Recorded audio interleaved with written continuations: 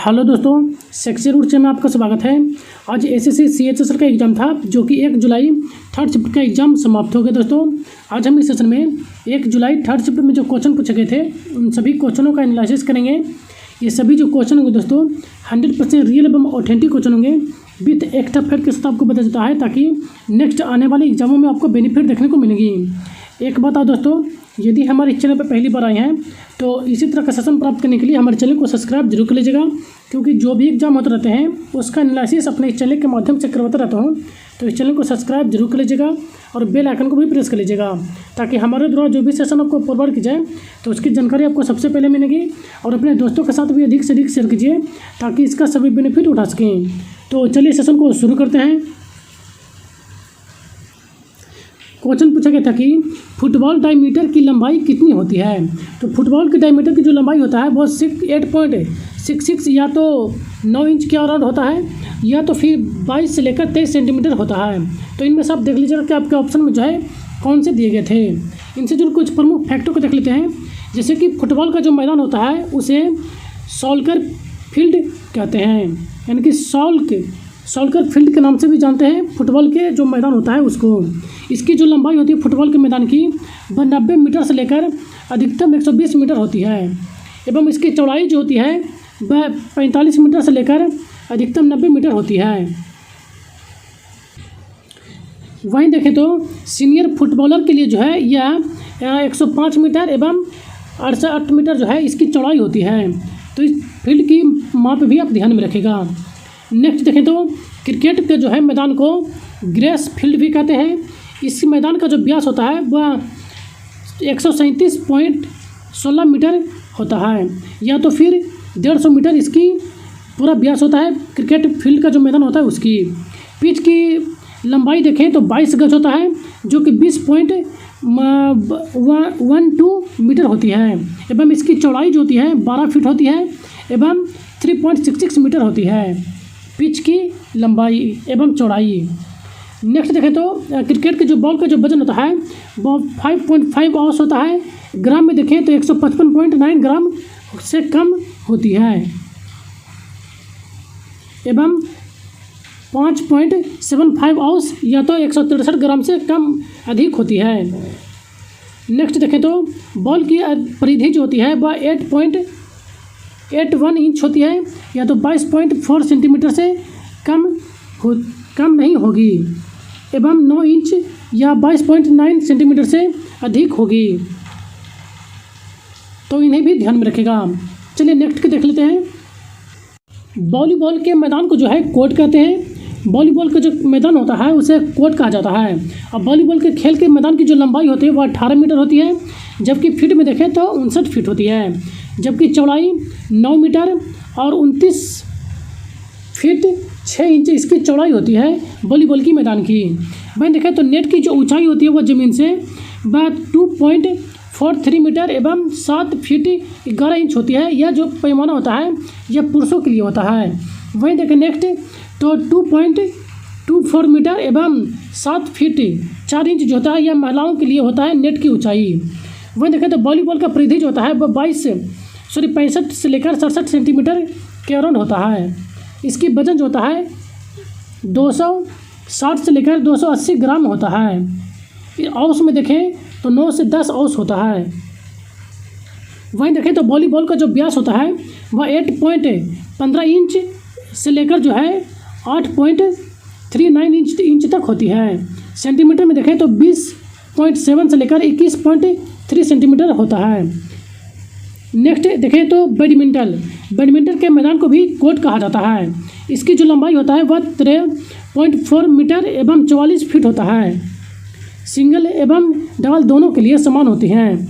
Next देखें तो चौड़ाई इसका जो है 5.18 मीटर 5.18 मीटर, जबकि फीट में देखें तो 17 फीट इसकी चौड़ाई होती है, जबकि सिंगल के लिए जो है 6.1 मीटर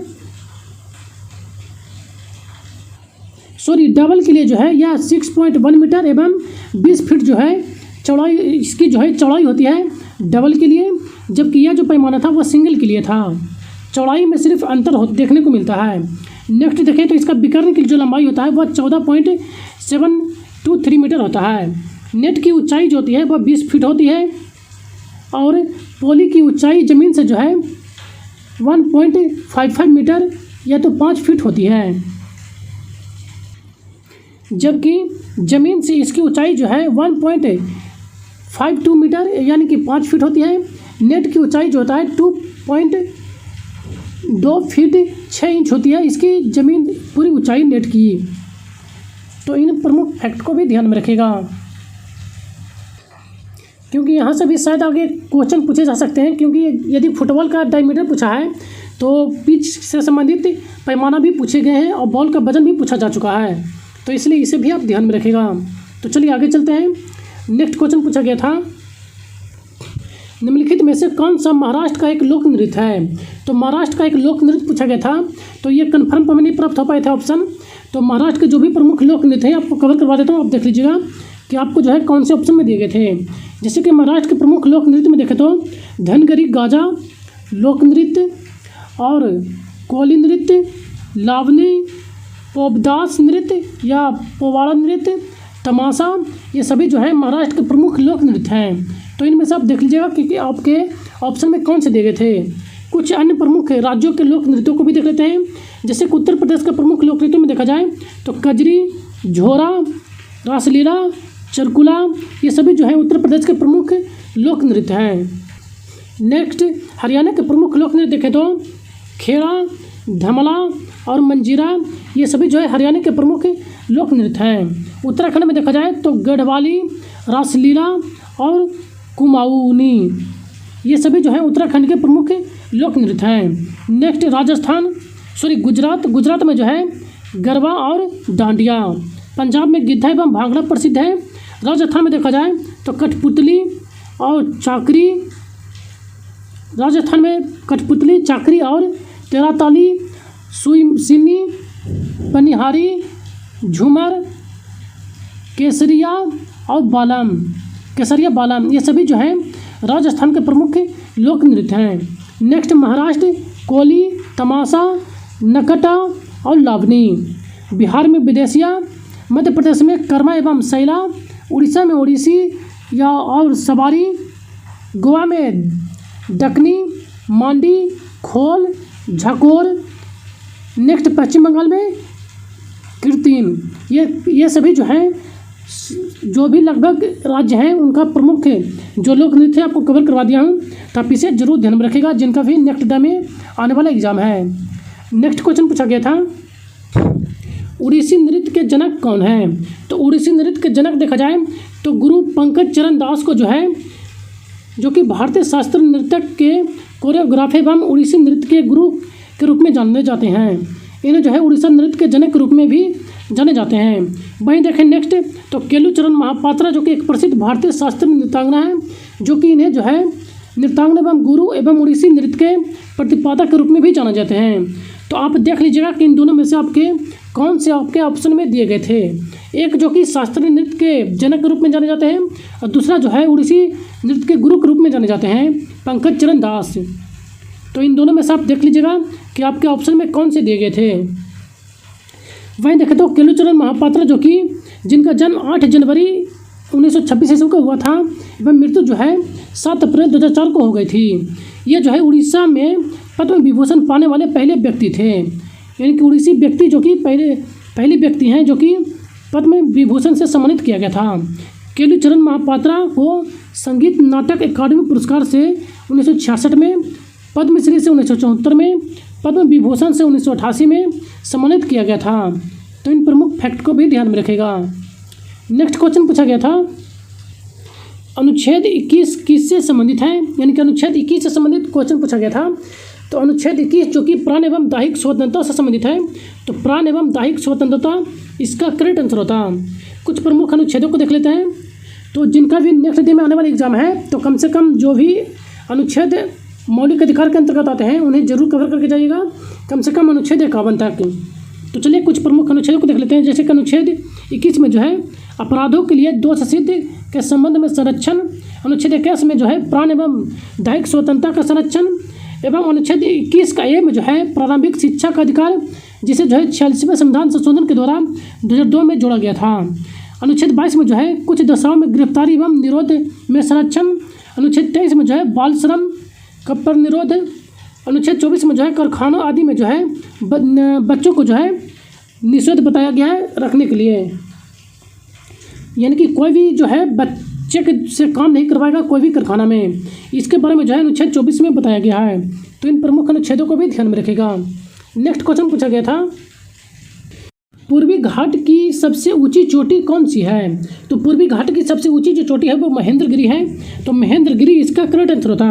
इनसे जो कुछ प्रमुख फैक्टों को देखें तो पूर्वी घाट में देखा जाए तो सबसे ऊंची जो चोटी जो कि महेंद्रगिरी है, जो कि गजपति जिले के परला खेमुड़ी में जो है स्थित है। ये इसकी जो ऊंचाई है वह 1501 मीटर है। एवं दूसरी सबसे ऊंची चोटी जो कि उड़ीसा राज्य में स्थित है वह देखें पश्चिमी घाट, जो कि पश्चिमी घाट को जो है कई भिन्न भिन्न नामों से जाना जाता है भिन्न भिन्न स्थानों पर, जैसे कि महाराष्ट्र में जो है सह्याद्री एवं कर्नाटक और तमिलनाडु में जो है नीलगिरी की पहाड़ियाँ एवं केरल में जो है अन्नामलाई की पहाड़ियाँ एवं इलायची की पहाड़ियाँ, इन नामों से जो है जाना जाता है पश्चिमी घाट को। पश्चिमी घाट का विस्तार देखें तो ताप्ती नदी से लेकर जो है कन्याकुमारी के दक्षिण तक फैला हुआ है। वहीं देखें तो सह्याद्री में जो है 3 प्रमुख मार्ग स्थित हैं। जो सह्याद्री जो पहाड़ियाँ हैं उनमें 3 प्रमुख मार्ग हैं, जैसे कि थाल घाट जो कि मुंबई एवं नासिक को जोड़ती है। नेक्स्ट पाल घाट जो कि कल्पक्कम को जो है कोयम्बटूर से जोड़ती है। नेक्स्ट भोर घाट जो कि मुंबई को पुणे से जोड़ती है। तो ये 3 प्रमुख घाटों को भी ध्यान में रखेगा क्योंकि यहाँ से भी क्वेश्चन पूछे जा चुके हैं। वहीं देखें तो पूर्वी घाट एवं पश्चिमी घाट का जो मिलान है जो कि नीलगिरी एक दूसरे को मिलाती है, यानी कि नीलगिरी पर जो है पश्चिमी घाट और पूर्वी घाट का मिलान होता है। तो इन प्रमुख फैक्ट को भी ध्यान में रखेगा। नेक्स्ट क्वेश्चन पूछा गया था, चोल साम्राज्य में ब्राह्मणों को उपहार में दी गई भूमि क्या कहते थे? यानी कि ब्राह्मणों को जो भूमि दान में दिया जाता था चोल साम्राज्य में उसे क्या कहते थे? तो उसे जो है ब्रह्मदेय के नाम से जानते थे। तो ब्रह्मदेय इसका करेक्ट आंसर होता। चोल साम्राज्य में ब्राह्मणों को उपहार स्वरूप दी गई भूमि को ब्रह्मदेय के नाम से जानते थे। वहीं देखें तो चोल साम्राज्य में ही मंदिर के निर्माण के लिए जो उपहार में भूमि दिया जाता था उसे तिरुनम दुकनी के नाम से जानते थे। चोल साम्राज्य का जो अभिलेख था उसमें भूमि से संबंधित कुछ प्रमुख श्रेणियाँ हैं, चलिए उन्हें भी देख लेते हैं। जैसे कि बेलन बगई जो कि गैर ब्राह्मण एवं किसानों के मालिकों को जो भूमि दिया जाता था दान में उसे बेलन बगई के नाम से जानते थे। नेक्स्ट ब्राह्मणों को उपहार स्वरूप जो भूमि दिया जाता था उसे क्या कहते थे? तो ब्रह्मदेय कहते थे। साला भोग जो कि एक स्कूल को जो है रख रखाव के लिए जो भूमि दान में दिया जाता था उसे 16 भोग कहते थे। नेक्स्ट देवदान या तिरुनम दुकनी जो कि मंदिरों को उपहार में दिया गया भूमि था।